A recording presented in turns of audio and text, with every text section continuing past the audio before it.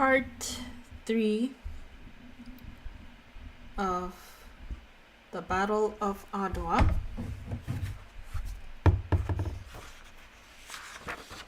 African Victory in the Age of Empire by Raymond Jonas. Aftermath. Chapter 14. Despair, Panic, Pursuit. Early in March 1896, a group of peasants from the village of Siakamete made a journey to the monastery at Debradamo. They returned with a strange and rich harvest: a ladle, a pair of gloves, a tiny portrait frame, matches, a bouquet of dry carnations, a frying pan, a can of shoe polish, several cans of tomatoes, a man's garter, and a book of recipes entitled The King of Cooks. Back in their village, they spread their unexpected bounty in front of a group of Italian prisoners. The apparently random and innocuous objects, in fact the debris field of an army that had come apart in flight, brought on an unbearable sadness among the prisoners. Melancholy was not the only emotional state induced by the bric-a-brac of a shattered army. As Baratieri's army came apart on the 1st of March, it brought elation to Menelik's soldiers, but it also whetted the appetite for gain. Menelik's Ethiopia, secured by victory at Adwa, did not have a conscription law, and Ethiopian soldiers were not drafted. But neither were Ethiopian soldiers professionals. They were not paid. The army that Menelik led against Italy had been created through his proclamation, which called upon men to take up arms and assemble at designated places. In practical terms, it was the equivalent of what the French call the levée en masse, a taking up of arms by motivated citizen soldiers. Soldiers do not fight for nothing. In Menelik's Ethiopia, while soldiers were under arms, they expected to be provided for by those who commanded them and ultimately by the head of state himself, and their relationship with war was entrepreneurial. As victors in battle, they expected to find their reward among the defeated. As the Battle of Adwa turned from combat to rout, the soldiers' energy didn't dissolve into a celebration of victory. Instead, the soldiers redoubled their energy, seeing in the fleeing Italian soldiers a modest compensation for weeks of deprivation.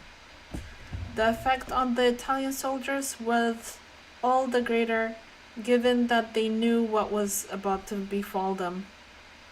Wounded or dead, they would be stripped and trophies would be taken. This knowledge had a devastating and demoralizing effect when the battle began to turn against the Italians. Breakdown and retreat. The breakdown of order occurred almost immediately with the collapse of Albertone's brigade, which had a cascading effect on the troops behind them at the passes. Albertone himself was captured, along with a number of his officers and soldiers, but many of his men were able to begin their retreat in semi-orderly fashion. Albertone's final commands called for some units to remain and cover the retreat, allowing other units to disengage. The problem of Albertone's men was that their pursuers were by no means limited to the forces in front of them. When the strong column of Ethiopian troops pushed into the gap of separating Albertone from Dobromida, they were on the same path to the pass as Albertone's retreating soldiers. Pursuers and pursued became enmeshed, and given that most of the retreating soldiers were Askari, that is, African, confusion reigned. Arimondi and his men were still settling into their positions when Albertone's forces began their retreat. that even if the flanks of Rayo had offered a more generous platform for deployment, they still would have been unprepared for what they now witnessed. A steady flow of men, some panicked, others with steely resolve, moved towards them. The scarlet flash of an Askari fez or a glimpse of a white European officer confirmed that they were witnessing a retreat and not an attack.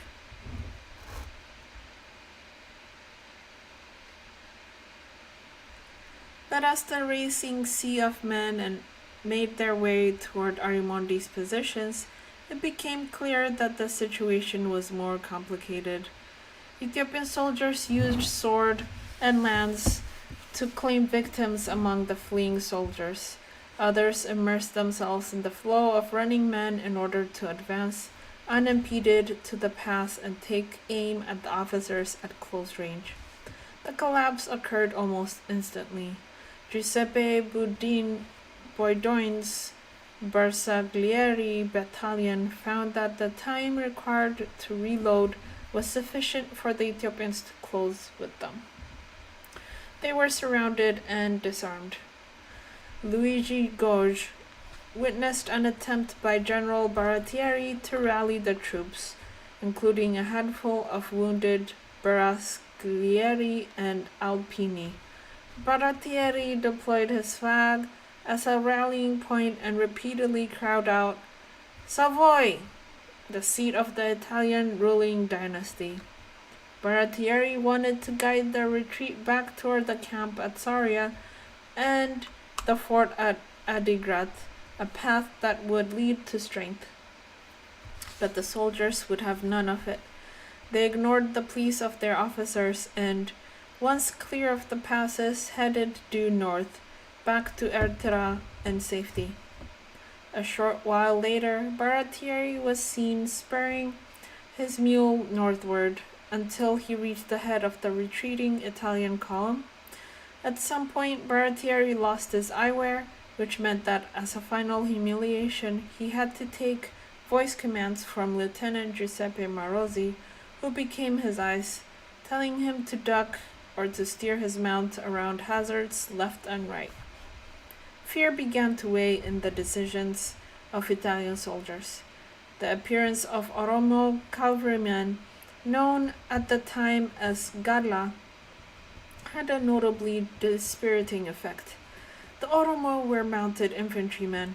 They rode into position, dismounted, and fired. Oromo cavalry had achieved quasi-mythical status in the weeks leading up to the war, thanks in part to a tendency in the part of the European press to sensationalize stories out of Ethiopia. Stories on Oromo cavalry and illustrations that, with captions reading, "Mow them down," fed the imaginations not only of civilians but also of soldiers shipping out. There were skeptics. Giovanni Tedone criticized such depictions of the Oromo as dangerous exaggeration. The Oromo, he explained, were simply a motley collection of predators, naked, poorly armed, poorly mounted. But since the Italians had no cavalry and in retreat were sometimes without weapons, the Oromo held a distinct advantage. Their lion's mane headdresses, which amplified their reputation for ferocity in combat, made them fearsome. The Oromo functioned with such grim efficiency that they hastened the demoralization of the crumbling Italian army. Baratieri would later claim that fear of the Oromo and the belief that the Oromo castrated only soldiers caught with weapons prompted dozens of retreating soldiers to cast down their weapons, come pazzi, like madmen. One Italian soldier survived the combat, but lost his mind. He had managed to retreat as far as Saria, where he was seen wandering around the camp with a strange smile on his lips, and murmuring, "Galla cavalry! Galla cavalry! Horror! Horror!" Giovanni Tedone, a sergeant in the Bersaglieri fight under General Arimondi's command, gave a vivid account of the role of the Oromo in the breakdown of Italian forces. Colonel Ugo Brusati and Francesco Stevani were part of a group of officers who tried to organize an orderly retreat. Just as his men rallied to slow the assault from the front, Tadone glanced to his left to see a large group of Ethiopian soldiers approach their position. It was as if a high black sea had flowed into the immense valley. He and his men were nearly surrounded. Eugenio Dolciotti, like Tedoni, a member of the Bersaglieri unit assigned to Arimondi, watched officer after officer fall. Lieutenant Agostino Chigi, Lieutenant Colonel Lorenzo Compiano, Lieutenant Giolio, and finally General Arimondi himself. Despair set in. For the Italians, the retreat was now deadlier than the battle, especially as they lost the discipline needed to halt the Ethiopian pursuit. Some chose individual strategies. Tadone watched Lieutenant Pastore put a revolver to his head and pull the trigger. Francesco Frisina witnessed a man, wounded, disarmed, and unable to continue the retreat, toss himself from a high rock, a final cigarette still in his mouth. As Tedone and his men moved away from the passes, they found themselves surrounded by Oromo cavalry. Tedone's men were badly outnumbered in the ensuing firefight. They held the Oromo at bay as their ammunition and numbers dwindled. Tedone watched as his immediate superior, Lieutenant Garibaldi Panazzi, chose death. Sensing the end of combat, Panazzi turned his pistol on himself, firing a round into his chest. The wound wasn't fatal, so Panazzi sat up, fired again, crumpling at Tedone's feet. Following Panazzi's lead, Second Lieutenant Mazzolini raised his revolver to his right temple and pulled the trigger, spraying Tedone with blood and gray matter. As the Oromo closed in on Tedone, he fell, wounded by saber and lance blows. His battle was over. The fate of the Dabromida Brigade. The fate of Dabramida's brigade followed the pattern of the others, though delayed by several hours. Dabramida's forces held out until sometime after 3 in the afternoon, when a bugle call sounded the retreat. Captain Motino's 4 artillery pieces covered the retreat, while units of the 10th Infantry Battalion protected their flanks. Motino and most of his men would die among their guns. As the Ethiopian forces were closing in from the Italian left as well as front, there was never any question of evacuating toward the passes.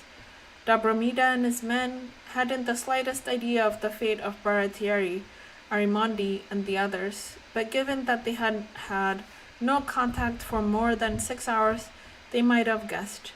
They at least knew that they could expect no help.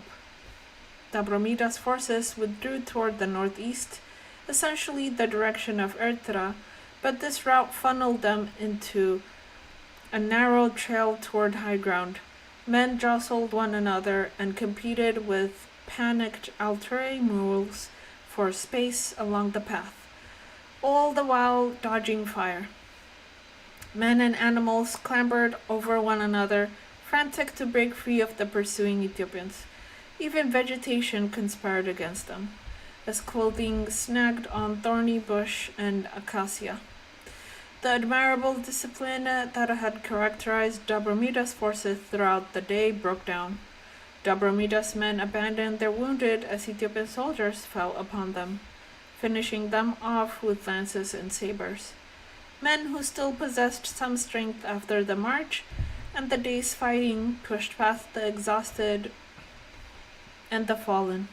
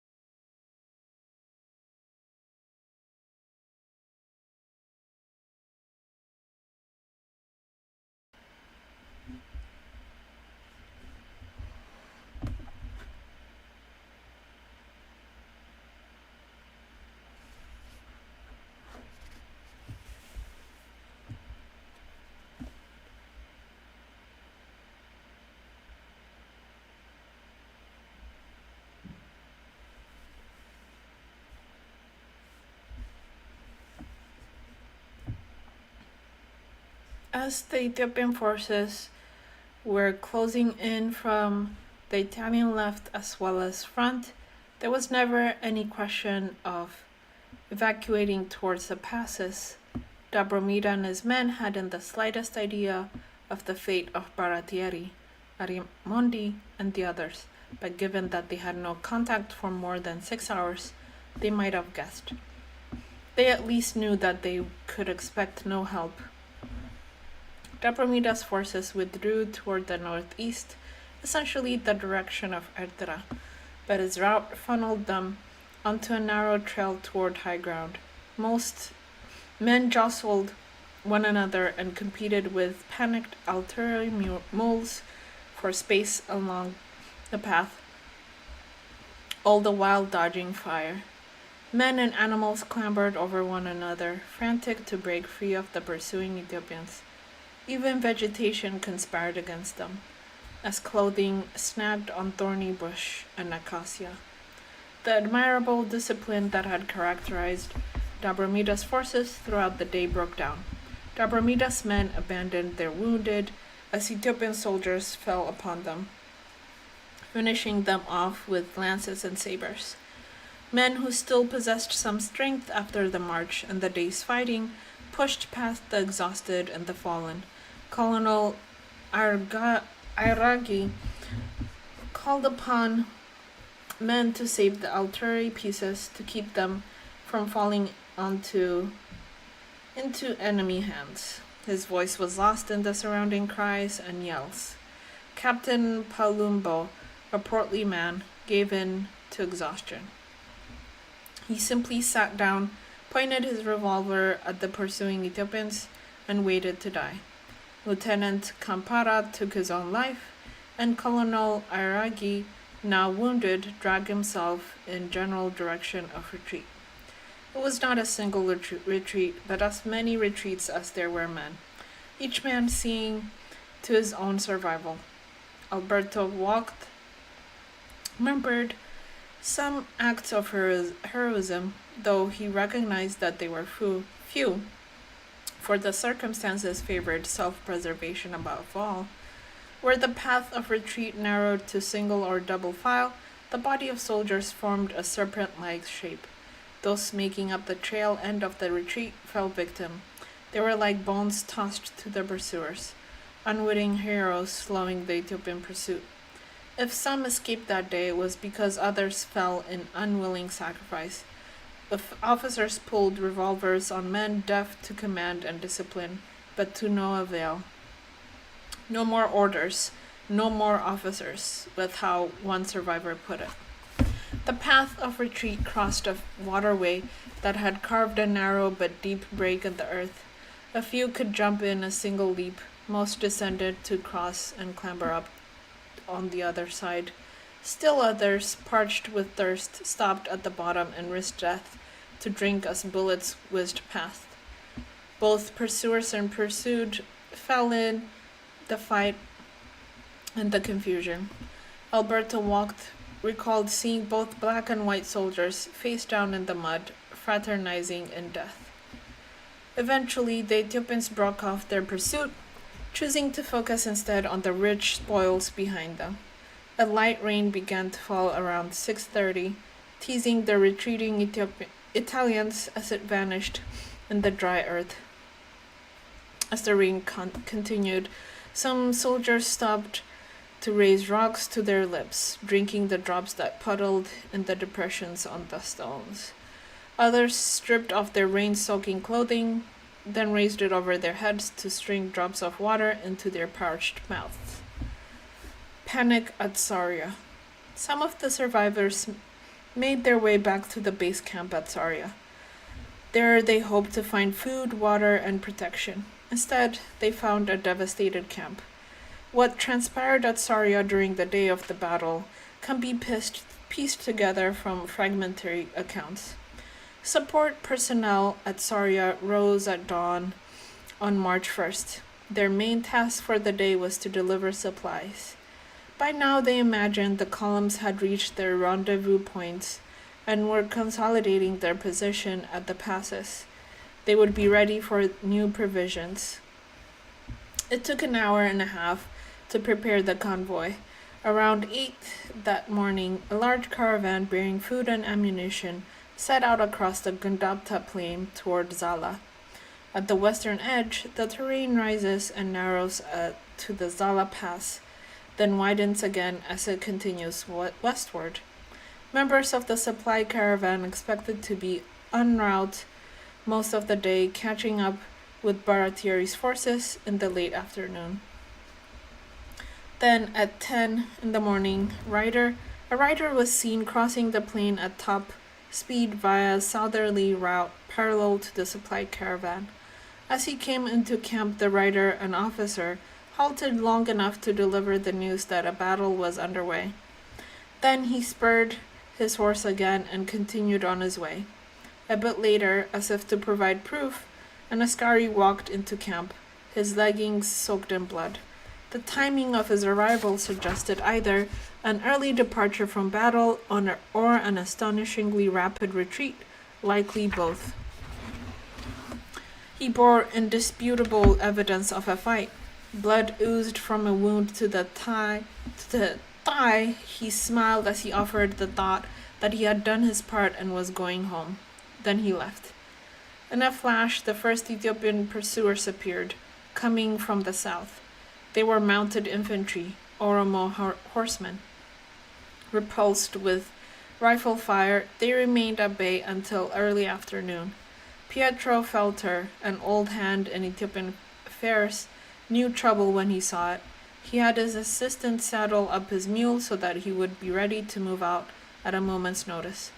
Then he took his place in the shade of some tall shrubs, sitting and looking intently across the valley to the west. Just before 11 o'clock, he noticed movement out of the Zala Pass toward the camp. As Felter watched, the movement grew into a swirling human river of Askari, white infantrymen, officers, women, and children. They were the remnants of the Albertone Brigade. Some were mounted, but most were on foot. As the horde grew, the pass became choked. The serpent, as Felter called it, nearly came to a halt as bodies pressed against each other in panic. Once through the pass, the refugees fanned out, rapidly closing with the supply caravan, which was then approaching the pass. The two collided. Then the caravan melted into the crowd, joining it in a swirl of animals and men. The eastward momentum of panicked flight overwhelmed the caravan, and the two combined in a desperate exodus back toward camp. Once in camp, arguments broke out over what to do next. There seems to have been little discussion of whether to organize a defense of the camp. The only real question was the route of retreat. Arnoldo Nicoletti Altimari, one of the ranking officers at Soria, assumed the retreat would follow the supply line back toward Barakit by way of Debradamo. Alessandro Sapelli, who had fought as part of the Albertone Brigade, disagreed. Supply caravans on that road had been taking high casualties in the days before the battle. Why should anyone assume the route had become any safer? They parted ways, with only a handful following Sapelli. A much larger group followed Nicoletti Altimari, many to their death. The group suffered casualties along their way and got caught up in a fight at Dabradamo. Of the 80 who followed Nicoletti Altimari, only 8 made it to the relative safety of Mai Maret.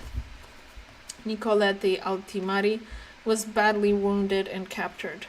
Bad as their experiences were, both groups escaped the slaughter that befell the camp itself. The main Ethiopian pursuit reached Saria by early afternoon. By the time they left, dozens of bodies were scattered about. The camp was thoroughly ransacked. Even as Menelik's forces called off their pursuit, a new set of threats emerged. In the days before the battle, the population of Agame had turned increasingly assertive in its opposition to the Italian occupation, engaging in acts of sabotage and guerrilla warfare. In the aftermath of the European defeat, the population rose in open rebellion. seeking to drive the retreating Italians northward while stripping them of anything of value. On the night of the defeat, the retreating soldiers, traveling alone and in groups, could see fires on the hilltops as peasants communicated the news of Ethiopian victory in a gesture that spread the accelerated the revolt. In the early morning hours of March 2nd, as stragglers raced northward in pursuit of safety, they were picked off, adding to the confusion and fear. Sudden attacks out of the darkness continued the horrors of battle. The better organized groups of soldiers persevered enough disciplined to set up sentries to allow halts for rest or water. In at least one instance, rescue came from loved ones. Alessandro Sapelli had fought with the Albertone Brigade. He was joined in retreat by Dejiak Fanta, leader of native Eritrean forces engaged at Adwa. The two men were exhausted not only from the day's fighting, but also by the sleepless nights that preceded and followed it. On March 2nd, Sapelli and Fanta finally felt safe enough to pause to rest. Sapelli dozed while Fanta stood watch, chewing cloves of garlic to stay alert. As Fanta scanned the horizon, he noticed a woman approach on horseback, accompanied by 3 servants. He roused Sapelli, who soon recognized the woman as Amlasu, his madama. She had heard the news of the battle. How bad news flies, mused Sapelli, and raced to his rescue, heedless of the danger. Amalasu intended to bury me if I had died, to comfort me if I had been taken prisoner. She had packed food, medicine, and bandages. She also carried $200, a small fortune, enough for bribes or ransom, concealed in her saddle. After a reunion, we can only imagine. Amlasu guided Sapelli home. Her courageous exploit gave proof of a devotion that conquered all hazards, all risks. Even after the pursuit ended, a persistent fear remained that Menelik might follow up his victory with a campaign to drive the Italians from Asmara, perhaps from Africa altogether. A shudder of panic rolled across Eritrea, stirring up phantoms from Dogali to Amba Alage. When Menelik's thousands on the way? Were Menelik's thousands on the way? Would Alula reclaim his Asmara home? Would Oromo cavalry appear in a cloud of dust in the horizon? Would the population turn against Italy? Fear caromed from Sagnaiti and Kwatit to Asmara, then rolled down the Ginda Pass toward the coast. Massawa itself was choking on refugees, as civilians who once had brought into Italy's vision of African paradise were no longer taking chances. Dreams of riches faded. They would settle for their lives. Eritrea, the product of years, threatened to roll up in the space of days. One soldier, grateful to have reached the safety of Massawa, sat down to capture the ordeal in a letter to his mother. It was a litany of woe, but in the end he found splendor in a dignified survival. Captain Pasamonte was healthy. Lieutenant Longagnani had a head wound. Of 103 soldiers in our original unit, 63 remained. Plus, we had taken on 25 wounded from other units, and 5 mules. Almost all of the soldiers are without shoes, although some have wrapped their feet in handkerchiefs or scraps of shirt fabric. Pants and jackets were shredded, torn to pieces. But all of the healthy soldiers still have their weapons and ammunition. Isn't it beautiful, Mama?